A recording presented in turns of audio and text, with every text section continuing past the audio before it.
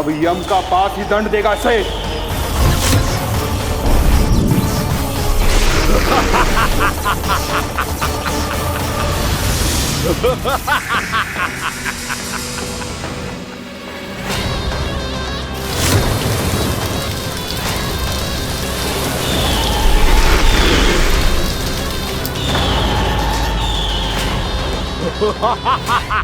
तूने जल की धार को भले ही काट दिया हो दुष्ट, पर हिम में धार नहीं होती।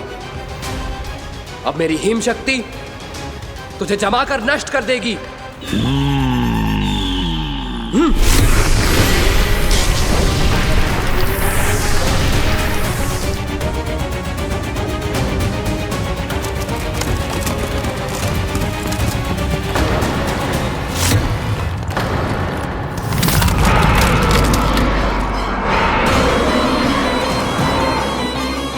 चंद्र, वरुण, यम, अग्नि, इंद्र, तुम में से कोई भी इस योग्य नहीं है कि मुझे पराजित कर पाए और इस विष्णु अवतार की रक्षा कर पाए।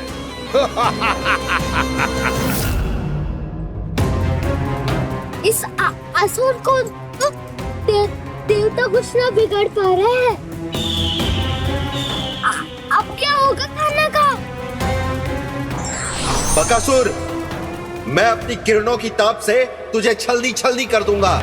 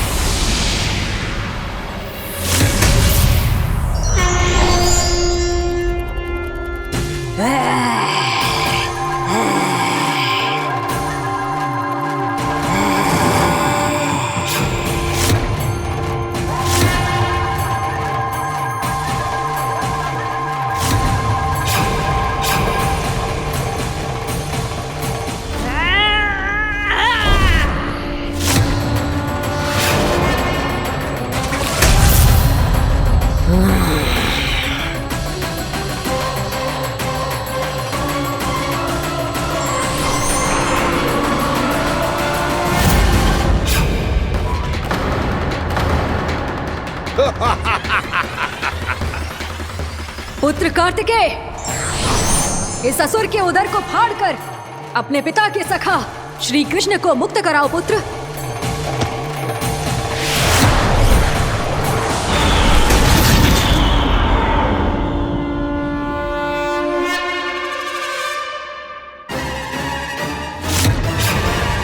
मैंने कहा था, तुम में से कोई भी मेरा बाल भी बांका नहीं कर पाएगा। तुम देवताओं का तो सामर्थ्य ही क्या, स्वयं देवों के देव महादेव भी मेरा कुछ नहीं बिगाड़ पाएंगे। कृष्ण को अपने उदर में ही पचा जाऊंगा मैं।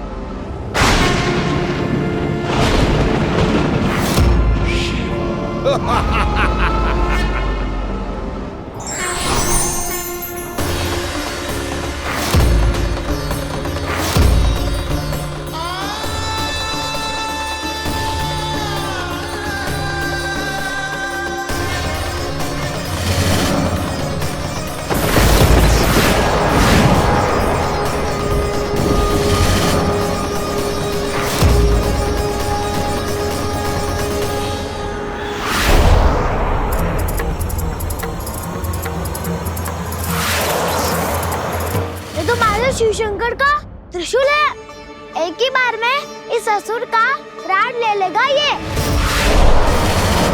हाँ, महादेव का त्रिशूल।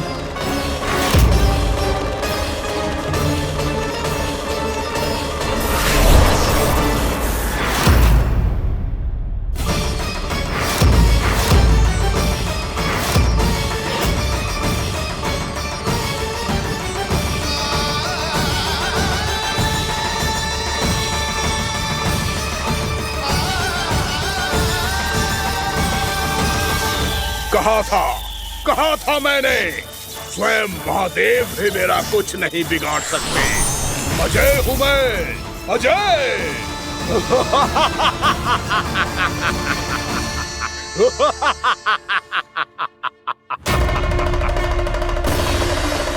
प्रभु, आपके त्रिशूल की महिमा तो अपरंपार है, तो फिर ये ठहर क्यों गया? आपने अपने त्रिशूल को वापस क्यों ले लिया महादेव? इस दुष्ट का संहार क्यों नहीं किया? क्योंकि इसकी मृत्यु मेरे हाथों नहीं, मेरे सखा नारायण के अवतार श्री कृष्ण के हाथों ही होगी, और यही विधि का विधान है। पर पिताजी, श्री कृष्ण तो इस असुर के उदर में फंसे हुए हैं, हम उन्हें मुक्त कैसे कराएंगे? ये उन्हें स्वयं ही मुक्त करेगा पुत्र। श्री कृष्ण अपने अपमान से क्रोधित नहीं होते, पर अपने भक्तों का अपमान वो क्षण भर भी सहन नहीं कर पाते। वकासुर यही भूल कर रहा है, हम सबका निरंतर अपमान करके वो उन्हें क्रोध दिला रहा है। वो ये नहीं जानता कि शीघ्र ही उन्हें अपने उदर में रख पाना उसके लिए असंभव हो जाएगा।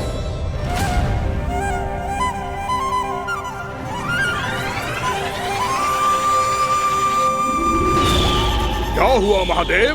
पराजित होकर भी मुस्कुरा रहे हैं। पर अब तो महादेव कहलाने के भी योग्य नहीं रहे आप।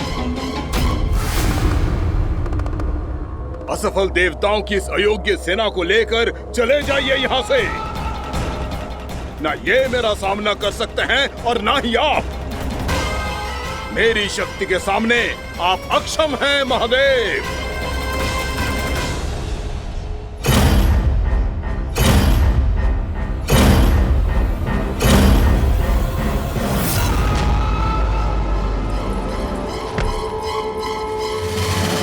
सुधा, जिस दुष्ट ने मेरे लल्ला को निगलो है ना, भीतर से जलेगो, छटपटाएगो, पीड़ा से कराएगो। जिस दुष्ट ने मेरे लल्ला को निगलो है ना, भीतर से जलेगो, छटपटाएगो, पीड़ा से कराएगो। ये क्या हो रहा है मुझे?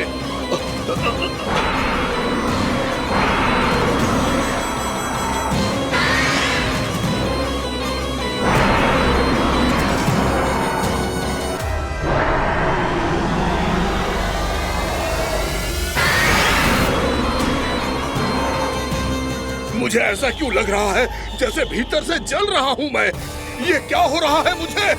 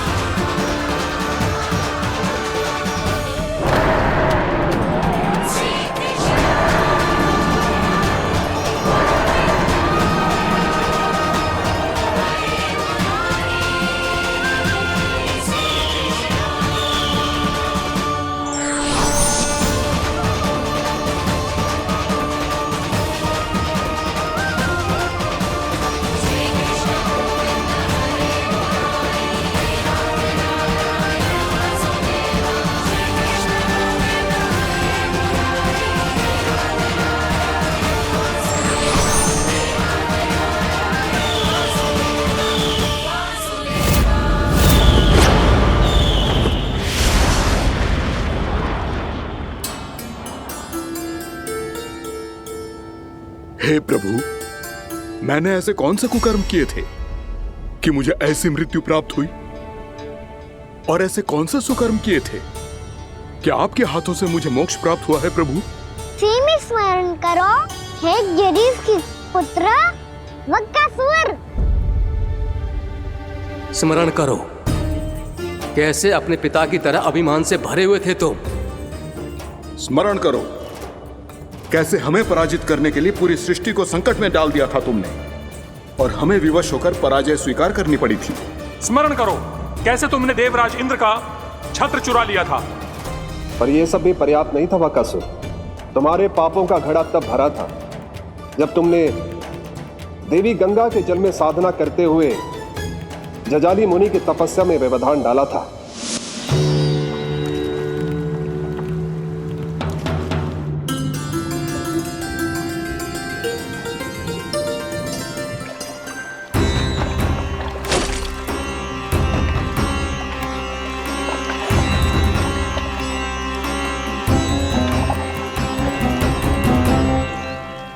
रुक क्यों गए चालक?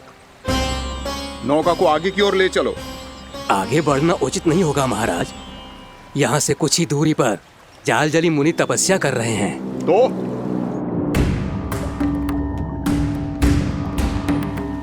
मेरे मत्स्य आखेट के क्षेत्र में इसने तपस्या करने की भूल की है। मेरे ही राज्य में मेरा कोई क्षेत्र मेरे लिए वर्जित हो, यह मुझे स्वीकार नहीं है। आपने पर्याप्त मत्स्य आखेट कर लिया है महाराज। यदि तुम इन मछलियों का आहार नहीं बनना चाहते हो, चुपचाप मेरी आज्ञा मानो।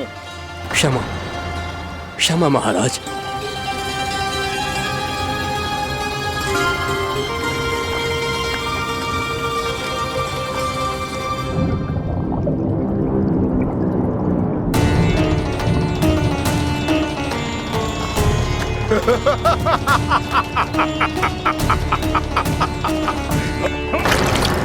मुनिवर, रक्षा कीजिए, रक्षा कीजिए मुनिवर। हमारे प्राण बचाइए मुनिवर, मुनिवर हमारे प्राण बचाइए।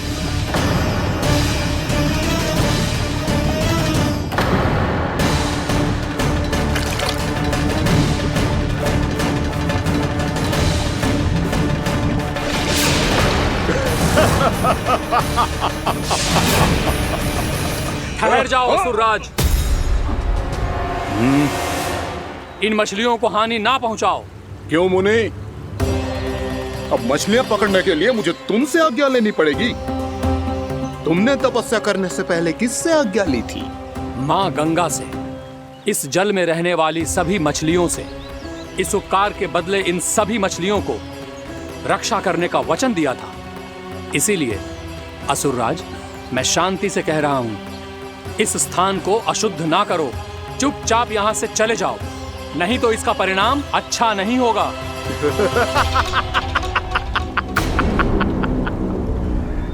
तुम जिन देवताओं की तपस्या कर रहे हो ना मुनि, उन्होंने भी मेरा कुछ नहीं बिगाड़ पाया था, और तुम मुझे धमकी देने का दुस्साहस कर रहे हो।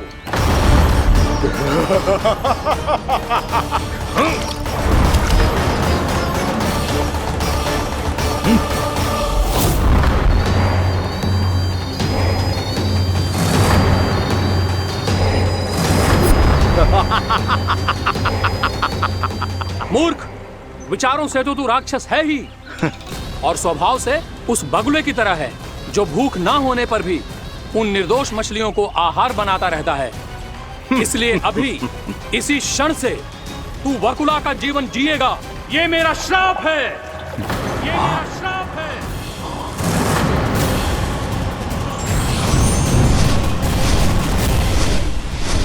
श्राप पाने के बाद तुम्हें आभास हुआ कि तुमने कितना बड़ा अपराध किया था, और तब तुम जजाली मुनि से क्षमा याचना करने लगे। तुम्हारे अपराध बोध को जानकर मुनि श्रेष्ठ शांत हुए और उन्होंने तुम्हें वरदान दिया। श्राप से मुक्ति का एक ही मार्ग होता है असुर, पश्चाताप। तुम्हें अपने भूल का पश्चाताप है, इसीलिए मैं तुम्हें वरदान देता हूं। तुम्हें मेरे श्राप से मुक्ति अवश्य मिलेगी। स्वयं प्रभु श्री नारायण के अवतार इस बगुले के देह के बंधन से तुम्हें मुक्त करेंगे।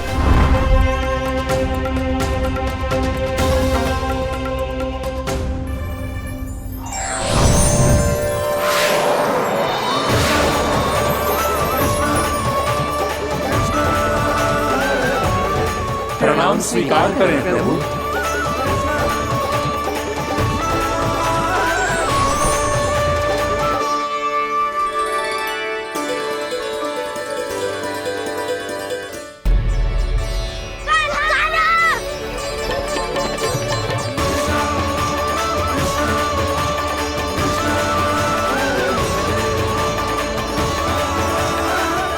मुझे ना बताओ कि तुम सबने क्या देखा है, चाहे जो देखो है, बस मैया से कछु मत ही बताना। कान्हा!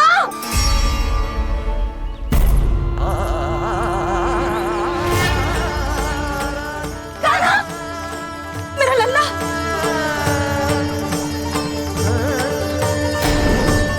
भानु बता रहा था तुझे कोई असुर पंछी निकल गया था। हाँ?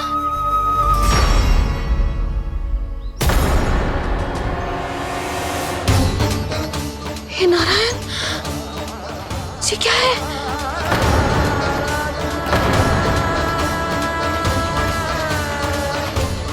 ये सब कैसे हुआ लल्ला? हाँ? कोई बताएगा मुझे ये क्या है?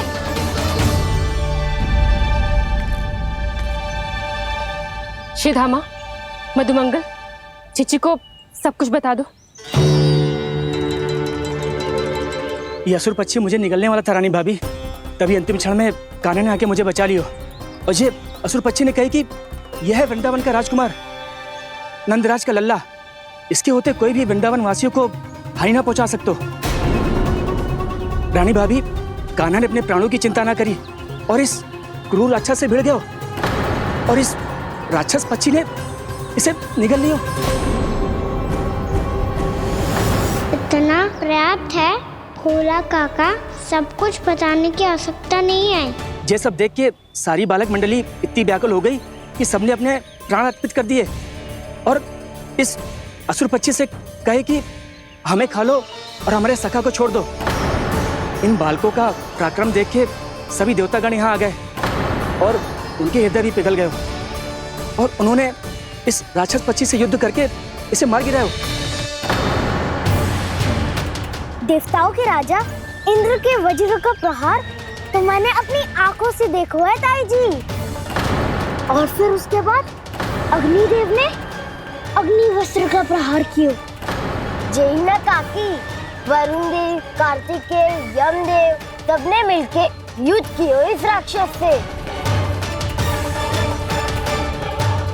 कहा था अभी मत बोलना, अरे सब मिलके फंसा दोगे मुझे। जय माँ भद्रकाली, हमारे शिव शंकर भी आए थे छोटी माँ। जाओ आप भी। बाबा साईता, मुझे लगता है कि ये कान्हा भी इन्हीं देवताओं में से एक है। संभव तो है चीची। स्मरण है, पूतना और तृणावर्त के आक्रमण के समय भी ऐसा ही हुआ था। सभी राक्षस मारे गए थे, पर अपने कान्हा को एक खरोच तक न आई थी। हाँ जीजी, मुझे लगता था कि श्री नारायण की विशेष कृपा है हमारे कान्हा पे, पर अब तो देख के लग रहा है कि हमारा कान्हा ही स्वयं श्री नारायण है। या फिर उनका अवतार है ये। अरे बस करो तुम सब, ऐसा कछु ना है। अरे जितनी बात सुनी है उससे तो यही लग रहा है कि कान्हा देवताओं और असुरों की युद्ध के बीच में फंस गया था। उसका इस सब से कोई लेना देना ना है। तो फिर इसके तन पे एक भी खरोच क्यों ना आया नंदराज? हाँ,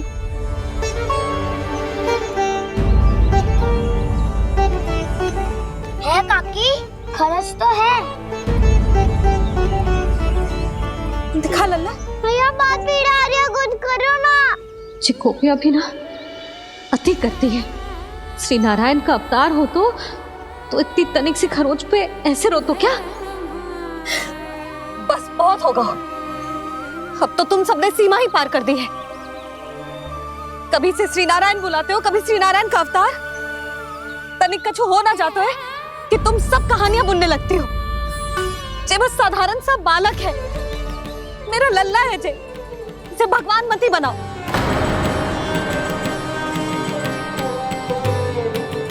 और तू क्या आवश्यकता थी तुझे यहाँ आने की?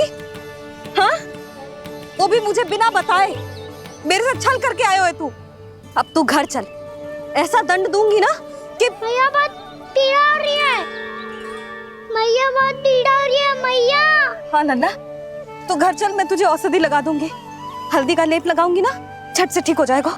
चल चल।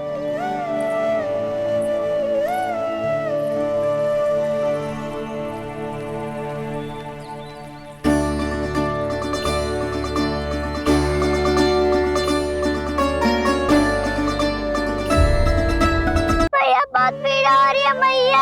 हाँ नन्ना, तू घर चल, मैं तुझे औषधि लगा दूंगी। हल्दी का लेप लगाऊंगी ना, झट से ठीक हो जाएगा। चल चल।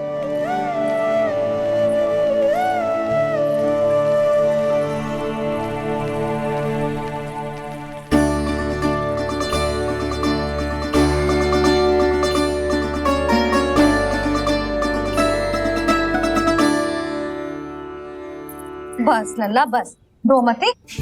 चल चल चल, आजा। अभी औषधि लगाऊंगी ना, तेरी सारी पीड़ा लुप्त हो जाएगी। आजा आजा, बैठ जा लल्ला। अभी आई मैं। हाँ,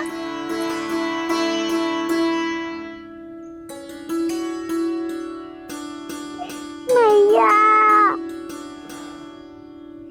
अरे तो अभी तक रो है?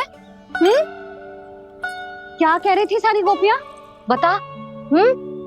के मेरा लल्ला श्री नारायण का अवतार है, दिव्य है, भगवान है। और जो भगवान इतनी छोटी सी चोट पे रोते हैं क्या? इतनी तो लगी भी ना है तुझे, जितना तो तू आ ऊ कर रो है।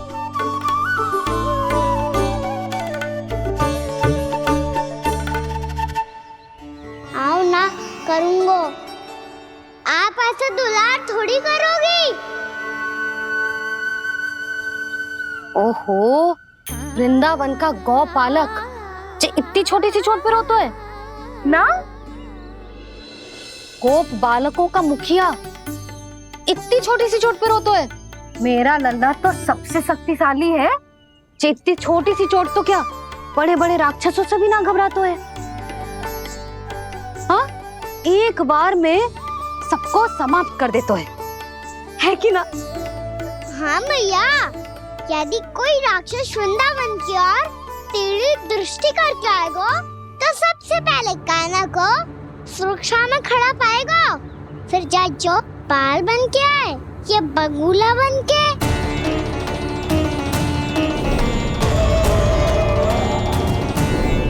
ना लल्ला, सोचो भी मती। वृंदावन की सुरक्षा करना तेरा दायित्व ना है। तुझे और कोई संकट का सामना करने की आवश्यकता ना है। अभी तो मेरी पीड़िता का हरण कर रही थी, अचानक से क्या हो गया मैया को? कोई आवश्यकता ना है तुझे ऐसे संकटों का सामना करने की। आने दे आज तेरे बाबा को, सीधा सीधा बोल दूंगी। बहुत हो गए उनके तर्क वितर्क। मेरा फूल सा लल्ला वन में अकेले गौचारण के लिए ना जाए को। आज बगुले ने निकल लियो, कल कछु और हो जाए तो? नारायण ना करे, कहीं कछु ऊंच नीच तुझे कछु हो जाए तो? मैं तो जीते जी मर जाऊंगी।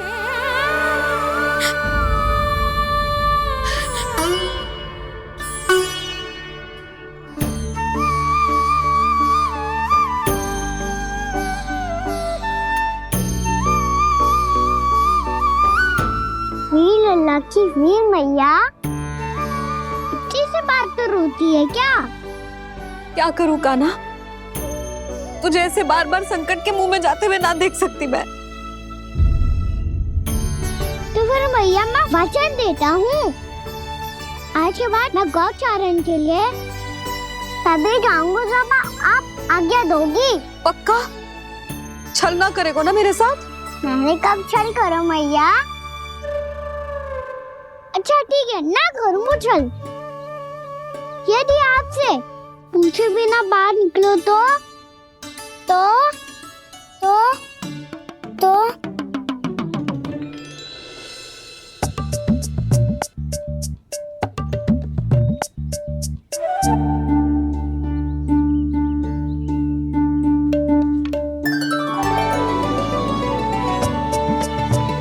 ये रही आपकी छड़ी और ये रही मेरी पीठ।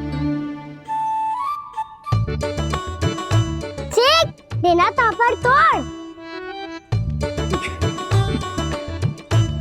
ठीक है, जब तूने अपना दंड निर्धारित कर ही लियो है तो सोच ले, अब अगर तूने मेरी बात ना मानी तो तोड़ तोड़ छड़ी पड़ेगी, समझ आई?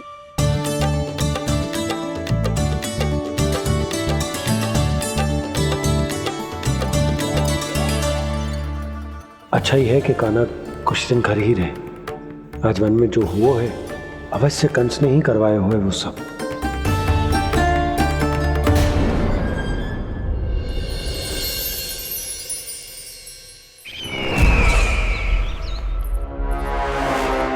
आपका ये धनुष तो सबसे अधिक शक्तिशाली था महाराज, ये कैसे टूट गया? कहीं ये बकासुर की पराजय का संकेत तो?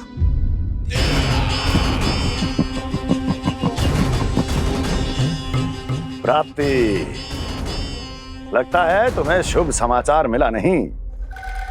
उस बकासुर ने उस विष्णु अवतार को जीवित ही निगल लिया है।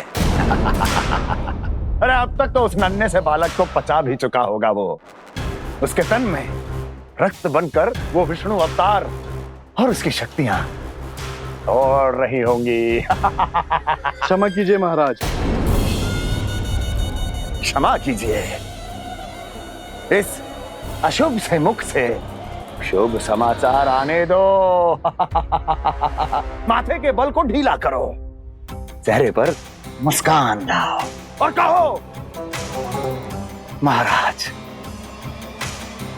वृंदावन में मातम फैल चुका है। मैं ऐसा ही करता महाराज, यदि सूचना सत्य होती तो।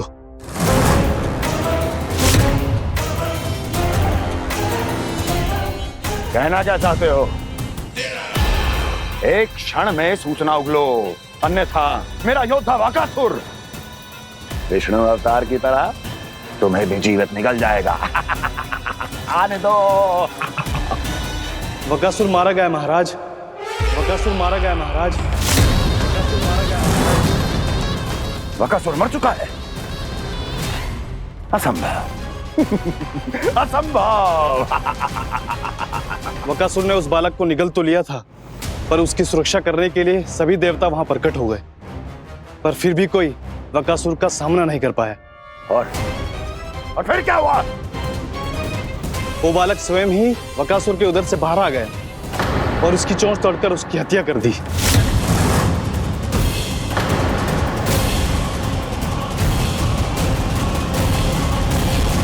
वन में बकासुर की चोंच टूट गई और यहाँ आपका ये धनुष।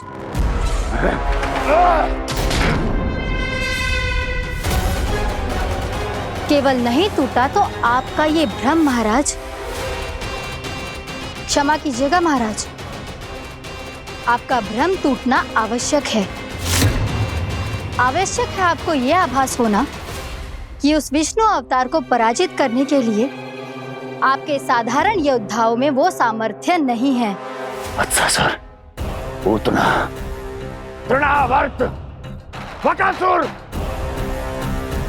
ये सब साधारण नहीं थे प्राप्ति, साधारण नहीं थे।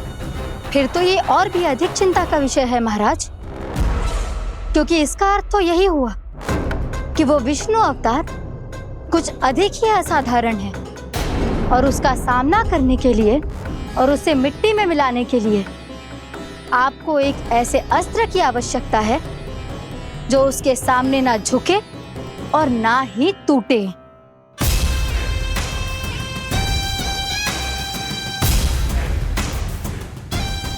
तो फिर मैं ऐसा ही अस्त्र ढूंढूंगा, चाहे आकाश पाताल एक क्यों ना करना पड़े मुझे। 10 दिशाएं 14 भुवन क्यों ना नापने पड़े मुझे, मैं उस असतर को अवश्य ढूंढ निकालूंगा जो उस विष्णु अवतार के प्राणों की डोरी इस धनुष की तरह तोड़ सके।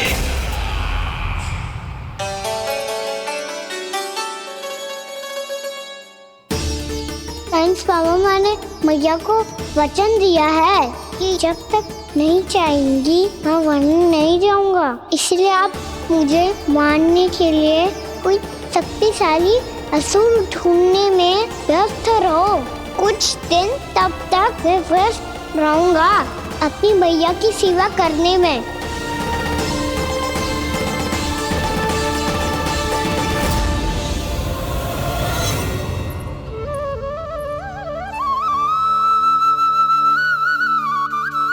लो मैया, तुलसी जी को चढ़ाने के लिए जल।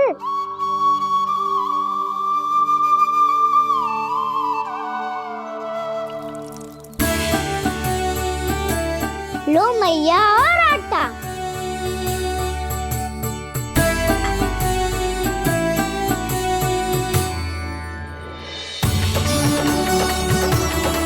लो मैया, बेलन।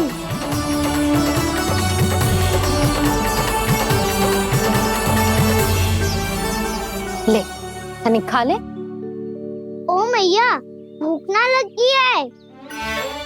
बिना भूख के खाने से क्या लाभ? और तेरा जब पेट तो कह रहा है कि उसे भोजन चाहिए, और लाभ कैसे ना लल्ला? भोजन का लाभ है ना, तन को पोषण मिलेगो, स्वास्थ्य बनेगो, जे तेरी भुजाओं में शक्ति आ जाएगी ताऊ के जैसी, ताऊ से भी अधिक। तेरे जे केस भी लंबे हो जाएंगे। सच्ची मैया? सच्ची। माप के देख लियो नित्य दिन। तनिक खा।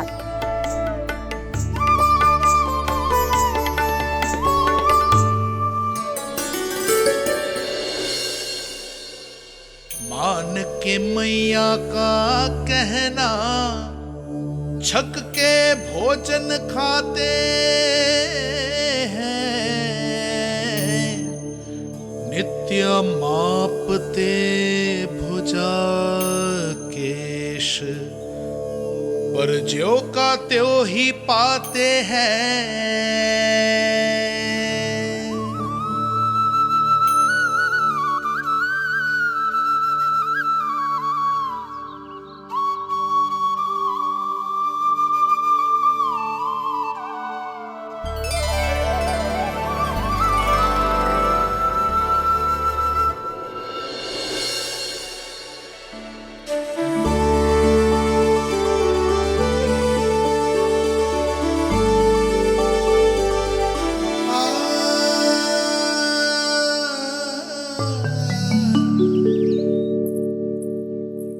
ले लल्ला, फल खा ले।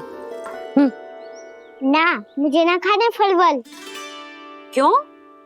लंबे केस और शक्तिशाली भुजाएं ना चाहिए? व्यर्थ है ये सब। पिछले 10 दिनों से देख रहा हूँ, ना केस लंबे हुए हैं, ना भुजाएं शक्तिशाली बनी है। 10 दिन में का चुनाव होने वाला। 10 सप्ताह ऐसे खाएगो ना, तब जाके कछु बदलाव दिखेगो। समझ आई? चल अब खा ले। वैसे भी मुझे बहुत सारी तैयारियां करनी है आज। इसीलिए मैया, एकादशी के व्रत के लिए लल्ला। सुनो जी, सारी सामग्री आ गई? हाँ, तुमने जो कही थी सब ले आए हूँ।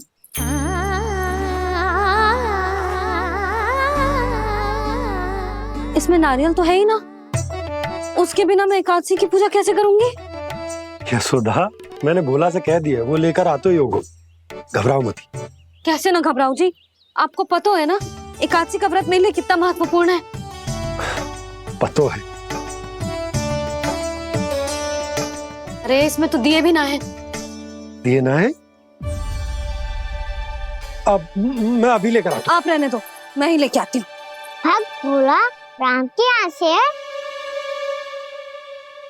भक्त भोला राम? मेरा अर्थ है कुमार भोला यहाँ के यहाँ से। हाँ हाँ, वो ही।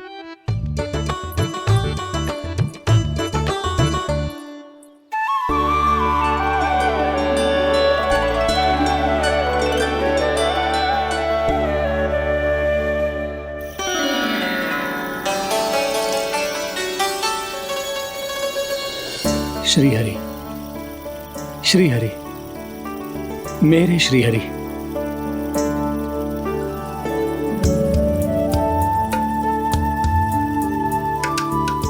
मेरे श्री हरि। भोला राम, मेरी मटकी तैयार है? मेरे श्री हरि, मेरे श्री हरि।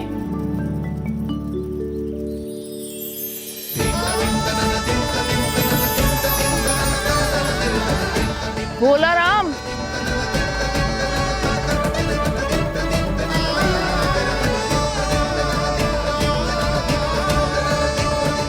भोला काका, ओ भोला काका।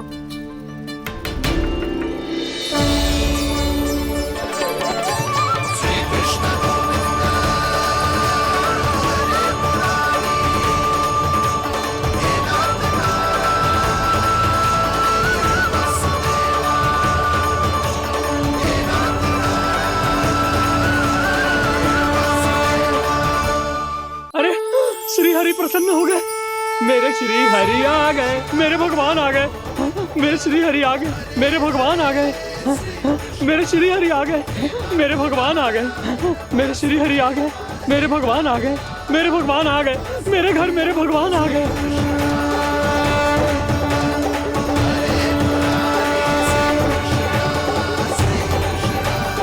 मेरे घर आ गए, मेरे श्री हरि आ गए। हाँ, मेरे श्री हरि आ गए। जे तो बावले थे ही, अब बालकन को भी साथ में मिला लिए। उज्जवल क्या कर रहा है? अरे ठहर जा भोला।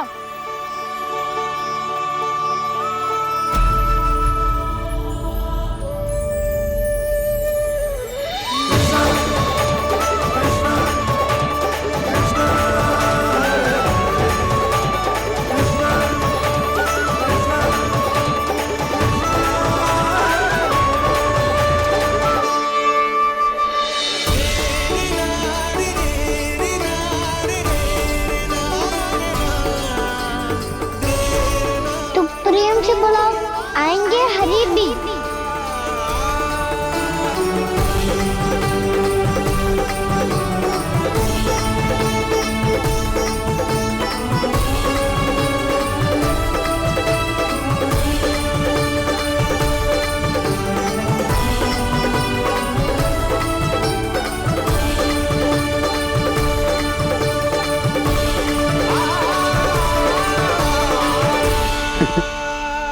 क्या वो गाना? किसकी धुन में झूम रहा तू? निर्मल निशा भक्ति की धुन में।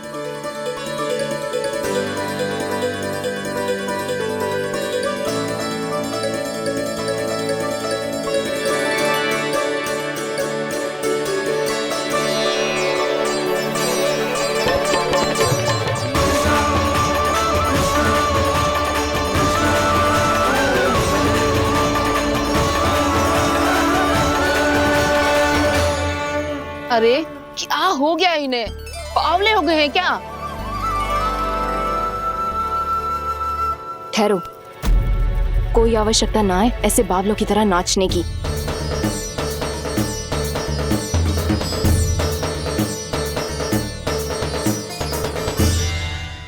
जे बावले ना है मौसी, भक्ति में रम गए। बस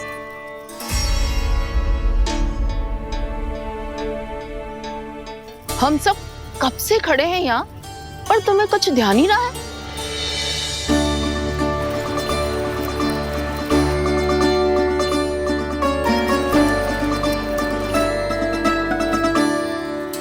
नाच गाने में ऐसे मगन हुए कि हमें देखा भी ना। मुझे नाचते हुए देख मेरे श्री हरि को इतना आनंद आ रहा था कि मैं अपने आप को रोक नहीं सका। और वैसे भी मेरे जन्म का एकमात्र उद्देश्य है श्री हरि की सेवा करना, श्री हरि को प्रसन्न करना। तुम बावले हो भोला राम, या हमें बावला बना रहे हो?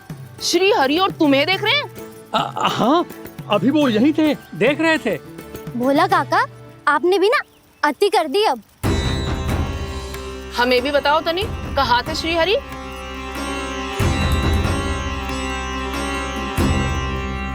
ना जाने अपना उपहास करवाने में क्या आनंद आता है इन्हें। देखो, अब तुम सच मानो या झूठ, लेकिन हमरे श्रीहरि यहीं थे, इसी चाक पर अभी। हाँ, लो सुन लो इस मूर्ख की बात। श्री हरि को और कोई स्थान ना मिलो जो इसके मिट्टी के चाक पे आकर बैठेंगे। श्री हरि को और कोई स्थान ना मिलो जो इसके मिट्टी के चाक पे आकर बैठेंगे। श्री हरि को और कोई स्थान ना मिलो जो इसके मिट्टी के चाक पे आकर बैठेंगे। जैसी मैया भैंसो ही लल्ला, दोनों का कुछ पता ही ना चलतो, कब किस बात पर प्रसन्न हो जाए और किस बात पर रुष्ट। अरे मैं भला असत्य क्यों बोलूंगा? अभी अभी यही थे श्रीहरि। हाँ,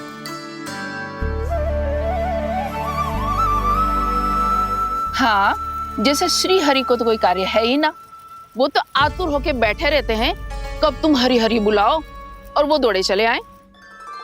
भगवान तो भक्तों के पास आने के लिए सदैव आतुर रहते हैं, बल्कि सत्य तो यह है कि भक्तों के मन में ही निवास करते हैं भगवान।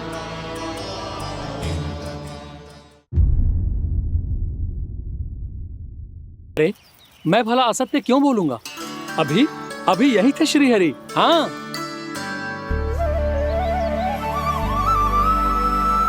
हाँ, जैसे श्री हरि को तो कोई कार्य है ही ना, वो तो आतुर होके बैठे रहते हैं कब तुम हरि हरि बुलाओ और वो दौड़े चले आए।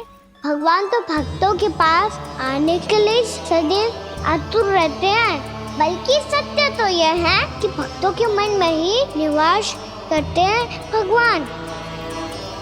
भगवान तो भक्त के पास आने के लिए सदैव ही आतुर रहते हैं शंकरी मौसी।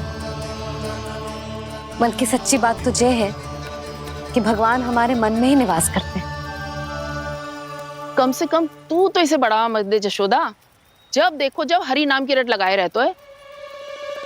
हरि बोलते बोलते ऐसो बावलो होता है कि सारा कार्य भूल जाता है। 2 दिन से अपनी मटकी के लिए चक्कर काट रही हूँ।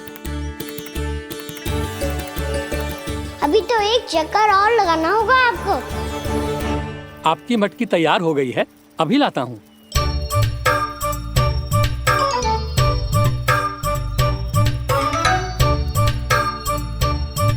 लो जी मटकी।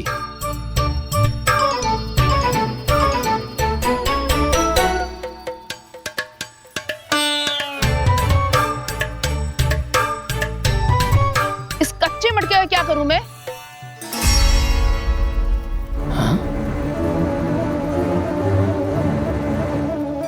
पर इसे तो मैंने भट्टी में पकाया था। अब तू ही देख ले कितना ध्यान रहता है इस कार्य पे। और कह तो है कि श्री हरि आते हैं इससे मिलने। हाँ, आते हैं और आगे भी आएंगे हमारे श्रीहरि हमसे मिलने।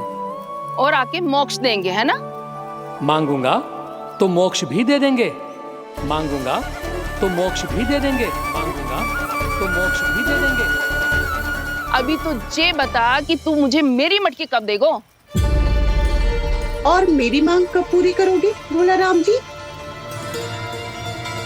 मेरो घड़ा मेरे दिए तो तैयार है ना?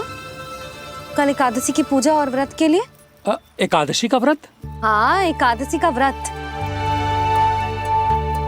इसे करने से श्री हरि बहुत प्रसन्न होते हैं। अच्छा, फिर तो अभी लाया।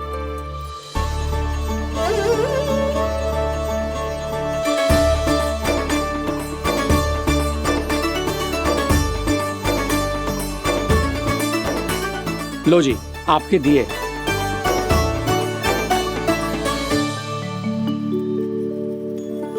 और जो हमने मांगा है वो?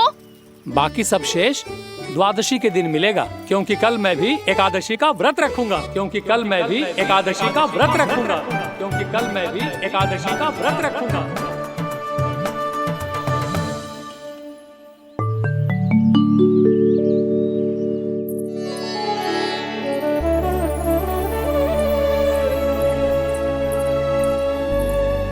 जानकी, फूलों का प्रबंध हुआ कि ना?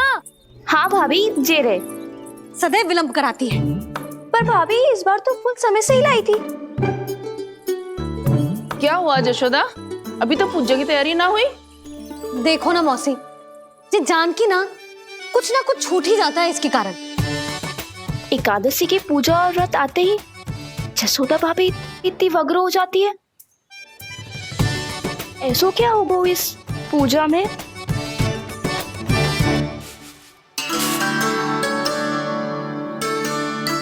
ये थाली में रोली चंदन रखने से, दिया जलाने से के होगो?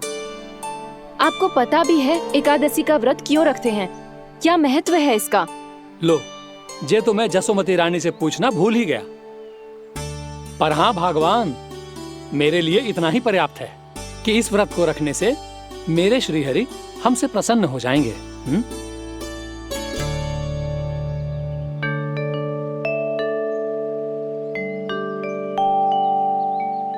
नारायण ही जाने ऐसे कैसे पूजा करते हैं जे श्री हरि की एक मूर्ति तक ना है इनके पास।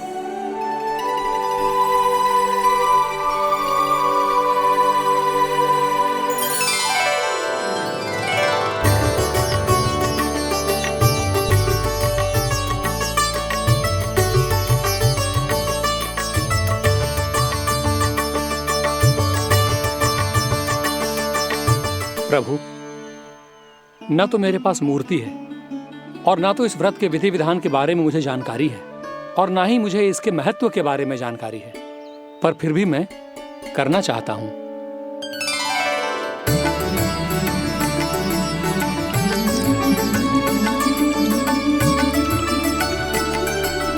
इसीलिए मैं दृढ़ संकल्प लेता हूं, पूरी निष्ठा के साथ, श्रद्धा के साथ और पूरी आस्था के साथ मैं इस व्रत को संपन्न करूंगा।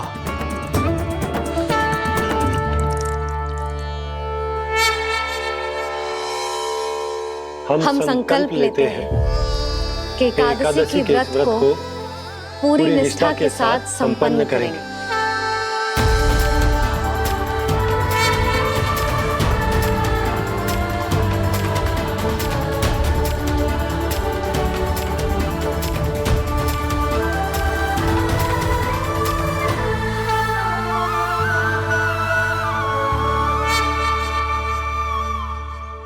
तुलसी जी के पत्ते तो है ही ना। श्री नारायण को तुलसी जी के पत्ते के बिना भोग ना चढ़तो है। जानकी, तुलसी के पत्ते कहाँ हैं? भाभी, मैं तो कब से यही पूछना चाह रही थी कि तुलसी के पत्ते लाऊं क्या, पर आप तो व्यस्त थी ना। तुझे कितनी बार समझाओ है ना, यदि तेरे कछु करने से किसी और की कोई हानि ना हो रही हो या किसी के अच्छे कार्य में सहायता हो रही हो तो मुझसे आज्ञा लेने की आवश्यकता ना है। समझ गई भाभी, आगे से जाना उनको। ले अभी लेकर आती हूँ।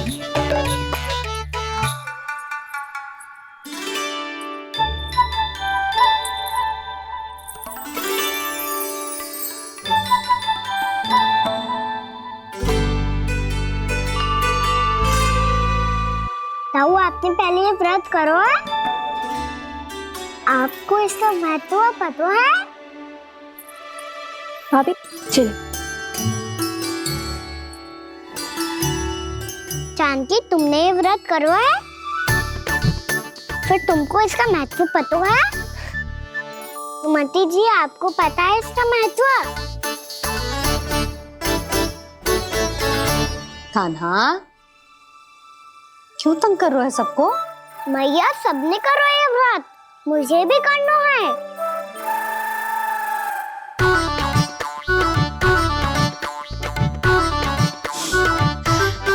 ये व्रत केवल बड़ों के लिए होती है लल्ला। जब आप ये व्रत कर सकती हो, बाबा कर सकते हैं,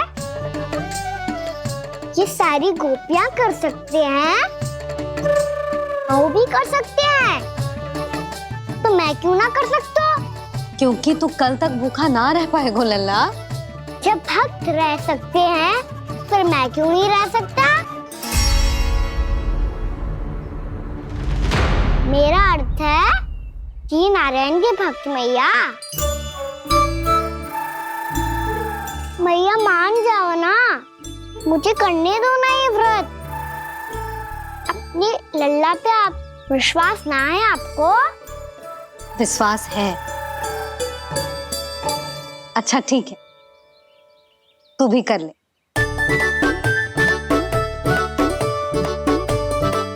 पर मैया व्रत की कथा तो सुनाओ, मैं तो अबध हूँ ना। मुझे कैसा पता चलेगा कि ये व्रत करते क्यों हैं?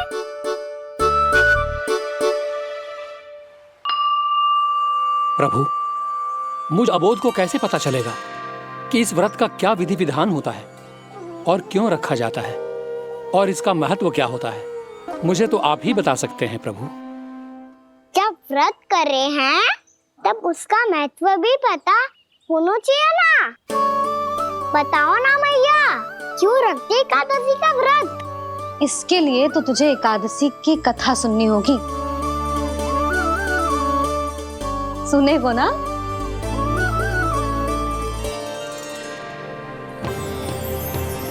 वसुदेव सुतं देवं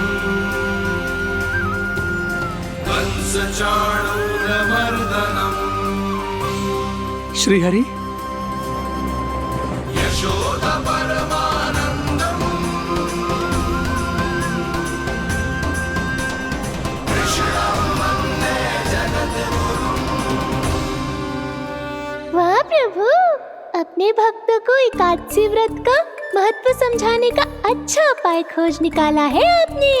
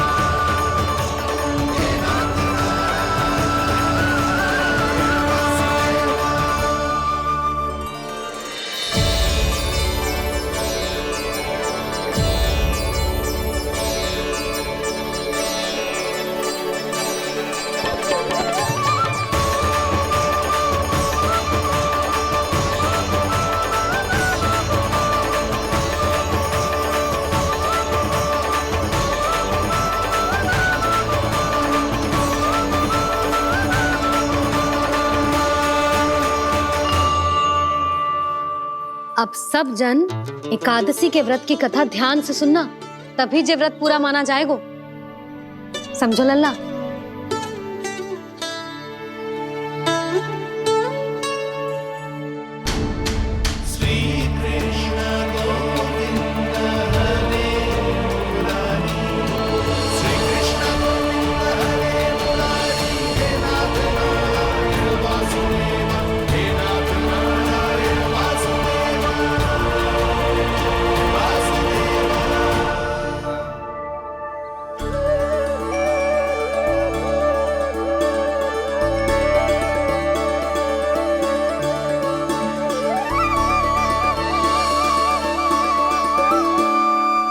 सतयुग में चंद्रावती नाम के नगर में मूरा नाम का एक असुर राज्य करता था। ओम ब्रह्मदेवाय नमः। ओम ब्रह्मदेवाय नमः। ओम ब्रह्मदेवाय नमः। ओम ब्रह्मदेवाय नमः।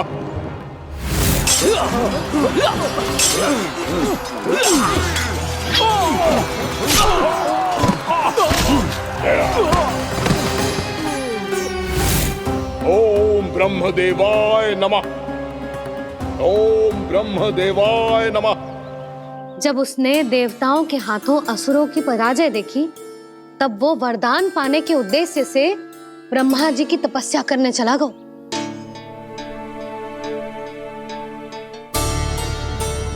शीघ्र ही मूरा की तपस्या सफल हो गई और ब्रह्मदेव जी उससे प्रसन्न हो गए। ओम ब्रह्मदेवाय नमः। ओम ब्रह्मदेवाय नमः। ओम ब्रह्मदेवाय नमः। ओम ब्रह्मदेवाय नमः। ओम ब्रह्मदेवाय नमः। ओम ब्रह्मदेवाय नमः। ओम ब्रह्मदेवाय नमः। ओम ब्रह्मदेवाय नमः। ओम ब्रह्मदेवाय नमः। मूरा, प्रणाम ब्रह्मदेव। तुम्हारी तपस्या सफल हुई। बोलो, तुम्हें क्या वर चाहिए? सृष्टि के रचयिता ब्रह्मदेव, कृपया मुझे ऐसा वरदान दीजिए जिसकी सहायता से मैं त्रिलोकी विजयी बन जाऊं और कोई देवता मुझे पराजित ना कर सके। यहां तक कि देवताओं के रक्षक, सृष्टि के संचालक भगवान श्री विष्णु के लिए भी मैं अपराजय रहूं। तथास्तु, तथास्तु, तथास्तु। प्रणाम ब्रह्मदेव।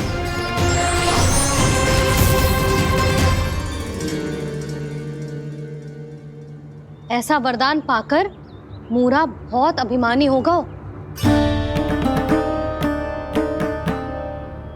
यक्षों, किन्नरों, यहाँ तक कि देवताओं को भी युद्ध के लिए ललकारने लगा, पर किसी ने भी उसकी ललकार को स्वीकार ना करो, क्योंकि सभी उसकी शक्ति से बहुत भयभीत थे और उसके सामने युद्ध किए बिना ही अपनी पराजय स्वीकार करने लगे। और फिर दंभ में आके उसने स्वर्ग लोक पर भी आक्रमण कर दिया और देवराज इंद्र तक को चुनौती दे डाली।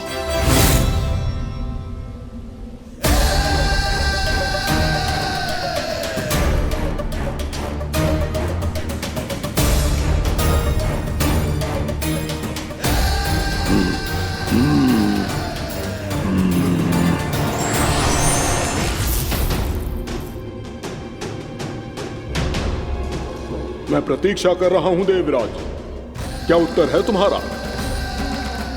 मुझसे युद्ध करोगे या फिर बिना लड़े ही पराजय स्वीकार कर मेरे अधीन हो जाओगे और सौंप दोगे मुझे अपना ये स्वर्ग लोक? सारी शक्ति तुम्हारे मुख में है या कुछ बाहुबल भी है तुम्हारे पास? मैं तुम्हारी चुनौती स्वीकार करता हूं मूरा, मैं तुम्हारी चुनौती स्वीकार करता हूं मूरा।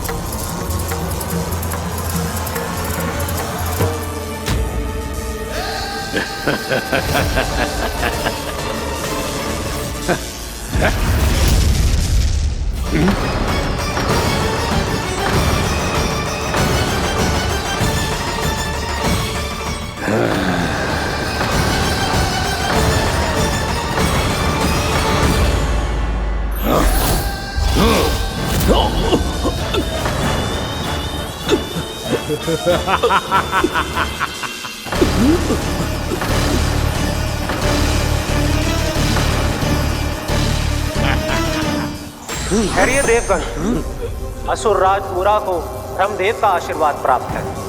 आप में से कोई भी इन्हें पराजित नहीं कर पाएगा।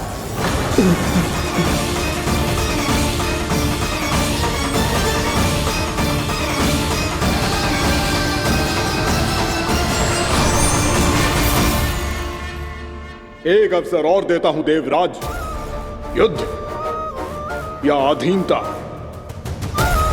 क्या उत्तर है तुम्हारा देवराज?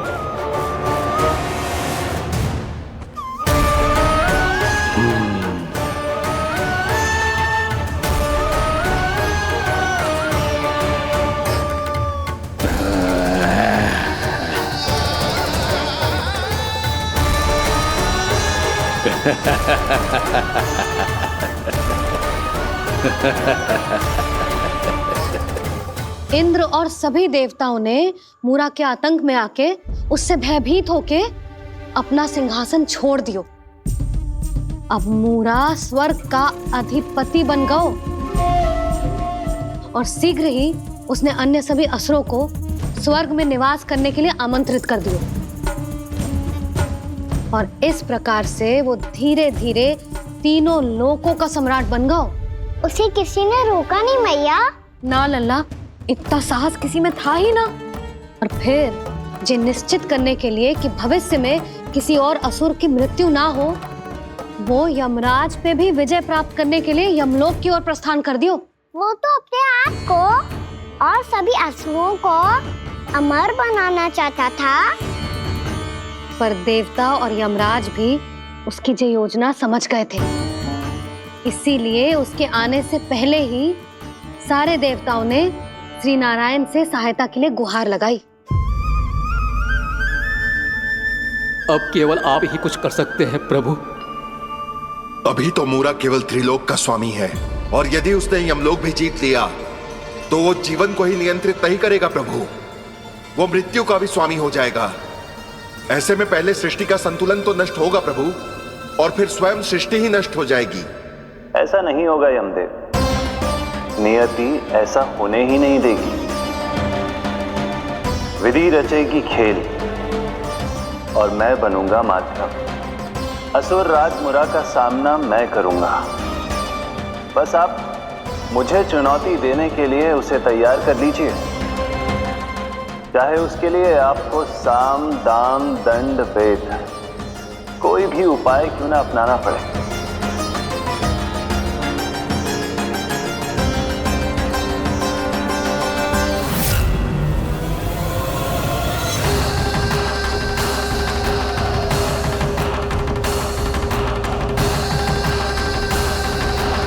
आप तो मेरी प्रतीक्षा में पहले से ही खड़े हैं यमदेव। तब तो आपने मेरी चुनौती के बारे में भी सुना ही होगा। कहिए, क्या उत्तर है आपका? मेरा स्वागत करके अपना राज्य त्यागेंगे या मेरा सामना करके अपने प्राण? असुर राज मुरा का सामना मैं करूंगा। बस आप मुझे चुनौती देने के लिए उसे तैयार कर लीजिए, चाहे उसके लिए आपको साम दाम दंड भेद कोई भी उपाय क्यों ना अपनाना पड़े।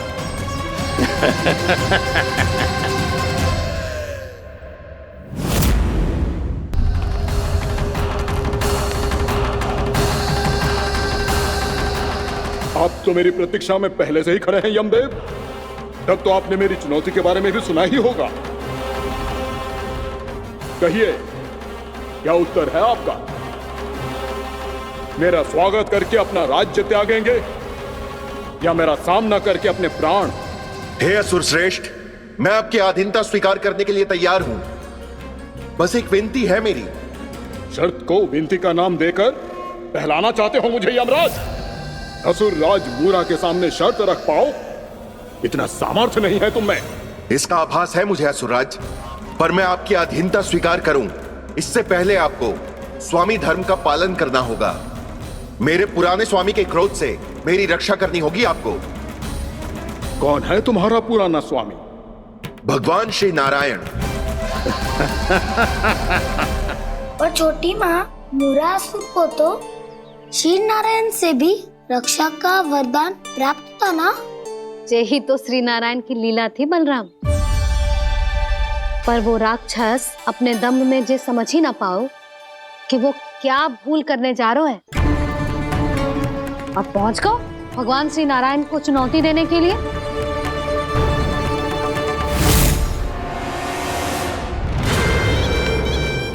वही ठहर जाओ असुर राज मुरा।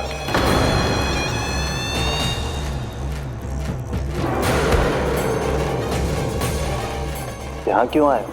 आपको पराजित करने और ये वैकुंठ जीतने, ताकि मैं यमलोक का स्वामी बन सकूं। फिर आओ, युद्ध भूमि में मेरा सामना करो।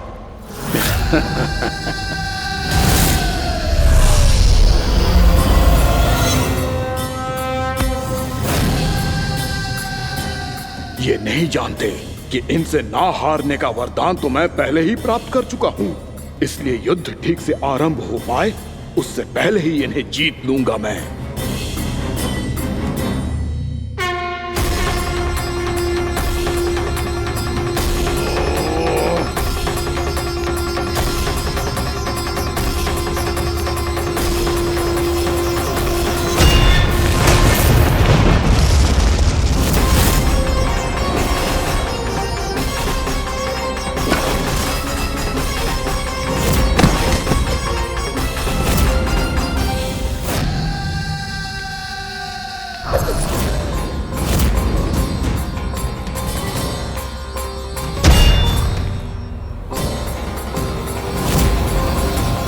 और इस प्रकार ये युद्ध वर्षों वर्षों तक चलता रहो। दोनों योद्धा पूरे ब्रह्मांड में अनेक अस्त्रों शस्त्रों के साथ युद्ध करते रहे।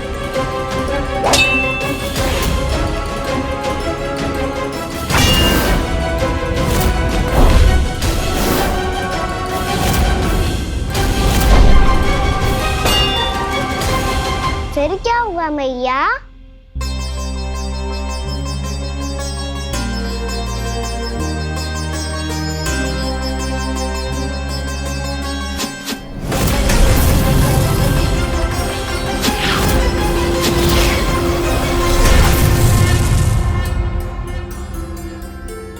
उस युद्ध को कभी समाप्त हुआ हो, पर कैसे? शीघ्र ही वो राक्षस थक गौ लल्ला।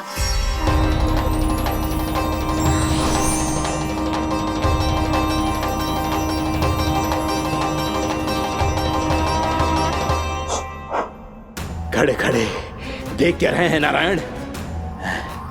आक्रमण कीजिए, वध कर दीजिए मेरा।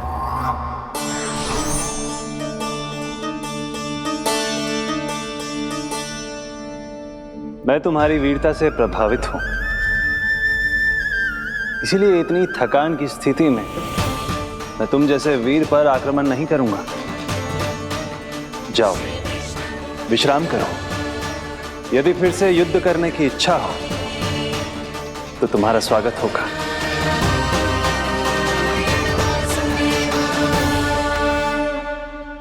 जे कह के श्री नारायण बद्रिका आश्रम चले गए और वहां हिमवत नाम की एक कंदरा में ध्यान लगा के बैठ गए। उधर वो राक्षस विश्राम करने लगो। अनेकों दिन बीत गए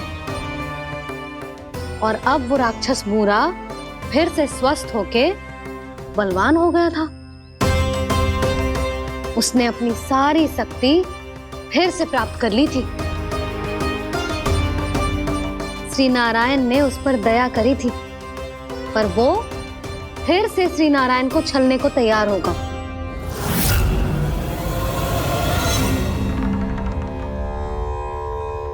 ध्यान में बैठे बैठे श्री नारायण योग निद्रा में चले गए,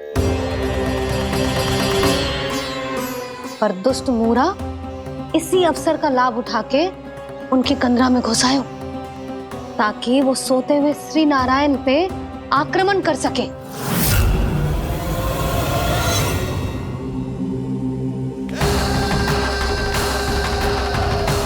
आज इस लंबे युद्ध को जीतकर अपने इस अंतिम शत्रु का भी अंत कर दूंगा मैं।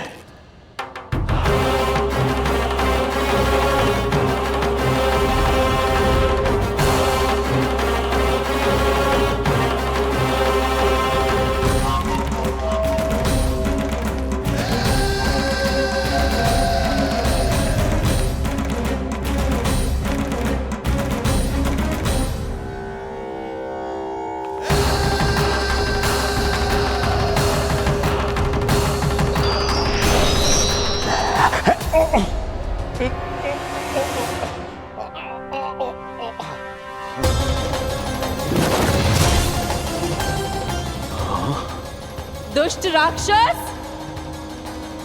प्रभु ने तुझ पर दया की, तुझे संभलने का अवसर दिया। तू इन्हीं पर ही छल से वार करने चला है।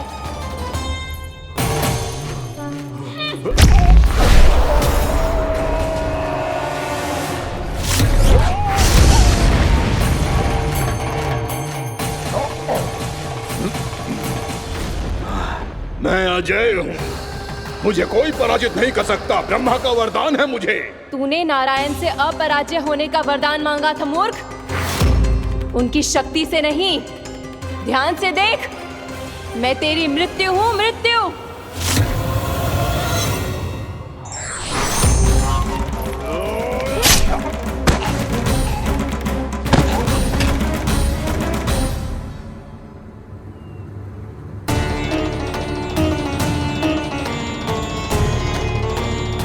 वो देवी कौन थी छोटी माँ? और कौन बलराम, वो ही तो थी देवी एकादशी।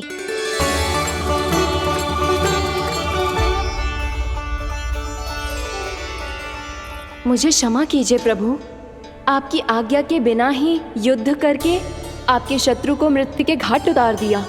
क्षमा नहीं, आपकी तो प्रशंसा होनी चाहिए देवी। असुर राज को मारकर आपने सभी देवताओं को मुक्त करवाया है। इस पापी के अहंकार से तीनों लोकों की रक्षा की है आपने। आप एकादशी की तिथि पर मेरी एकादश इंद्रियों से उत्पन्न हुई हैं।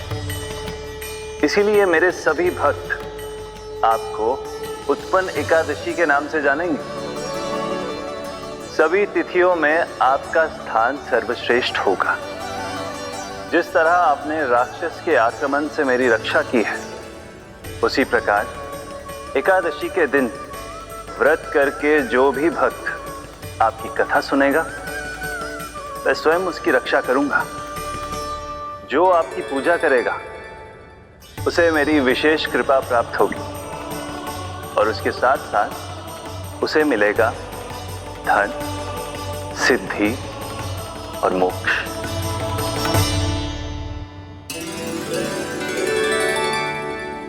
इसीलिए आज के दिन व्रत रखने का बहुत अधिक महत्व होता है।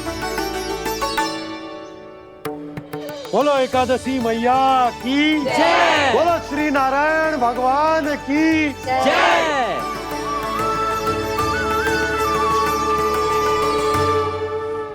प्रभु की कृपा से एकादशी का महत्व भी पता चल गो और मेरा व्रत भी सफल हो गो।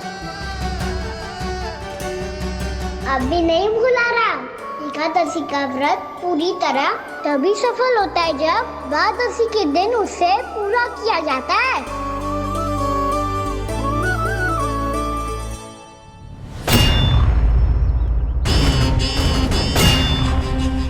आवश्यक है आपको यह आभास होना कि उस विष्णु अवतार को पराजित करने के लिए आपके साधारण योद्धाओं में वो सामर्थ्य नहीं है। वो विष्णु अवतार कुछ अधिक ही असाधारण है।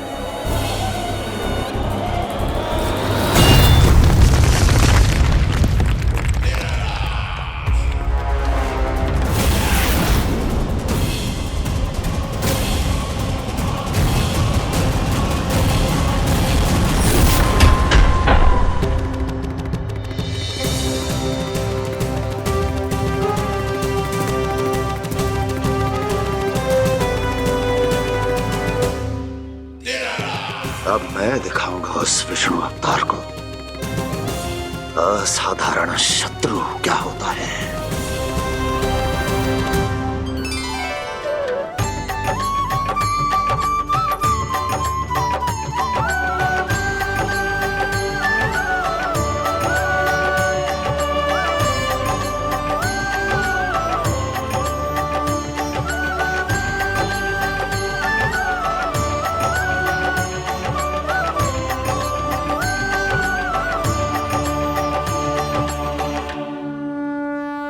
मामा अधीर हो रहे हैं, पर मैया ने मुझे अभी तक बाहर जाने की आज्ञा नहीं दी है। अभी उन्हें किसी और राक्षस को यहाँ भेजने से रोकने के लिए मुझे ही कुछ करना होगा।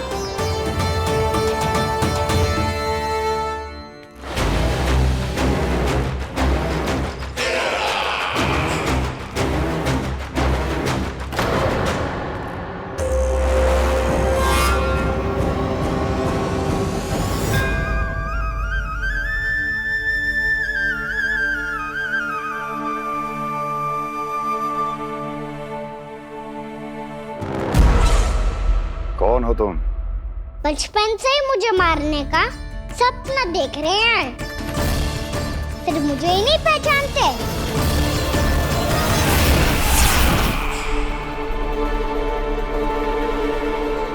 बचपन से विष्णु अवतार। कोई कान्हा बुलाता है तो कोई मुरलीधर पुकारता है, कोई माखन चोर कहता है, कोई कहता है चिच्चोर। पर विष्णु अवतार इस नाम से तो बस आप ही मुझे बुलाते हो मामा जी। इतना साहस कि तू यहां आ गया है।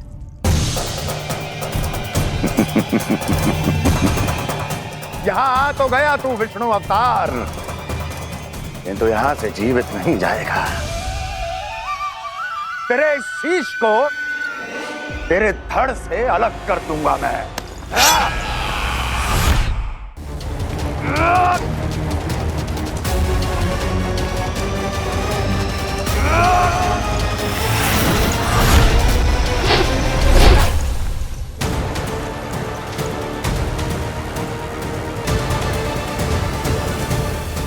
कहाँ देख रहे हो मामा जी? मैं तैयार हूँ।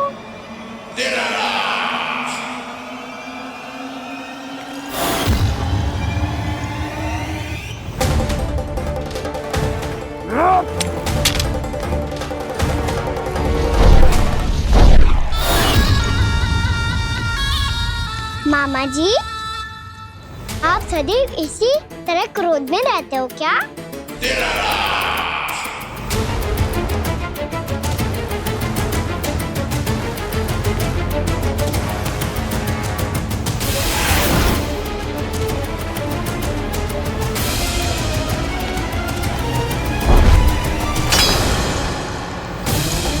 छोड़ छोड़ मेरी तलवार को। छोड़ो तो तब जब पकड़ा हूँ।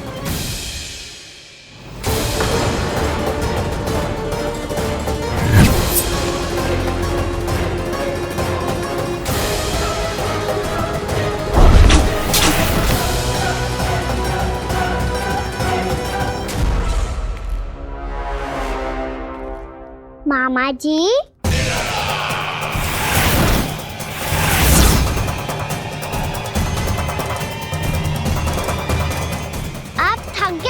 थोड़ा विश्राम कर लो। आपका तो पता नहीं, मैं अवश्य थक गया हूँ।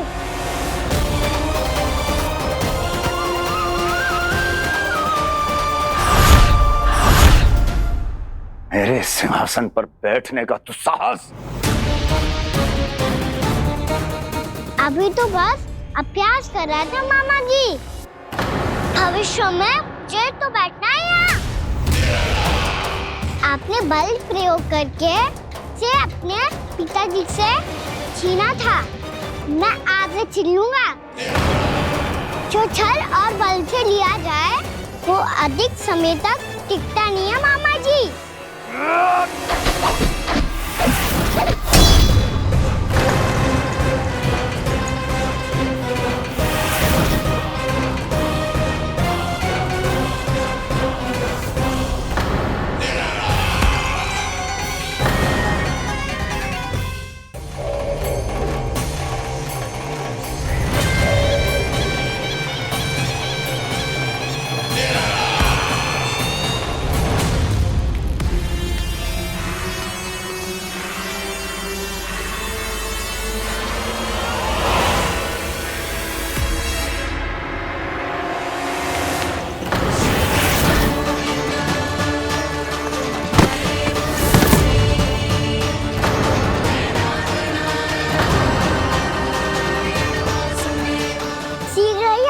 सिंहासन छोड़ना होगा।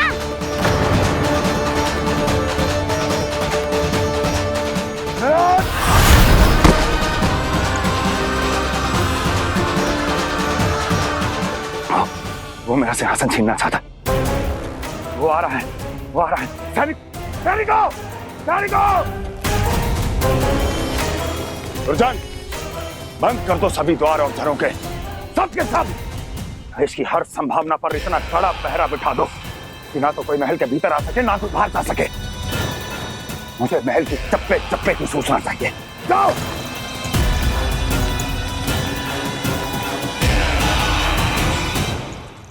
सिंहासन।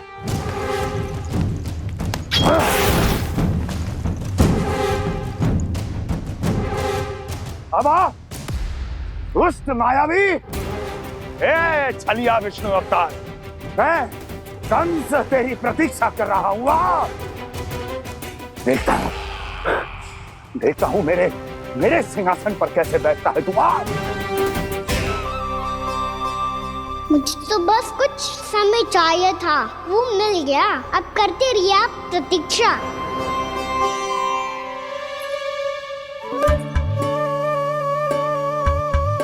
जी अपने आप से बातें क्यों कर रहे हैं जी?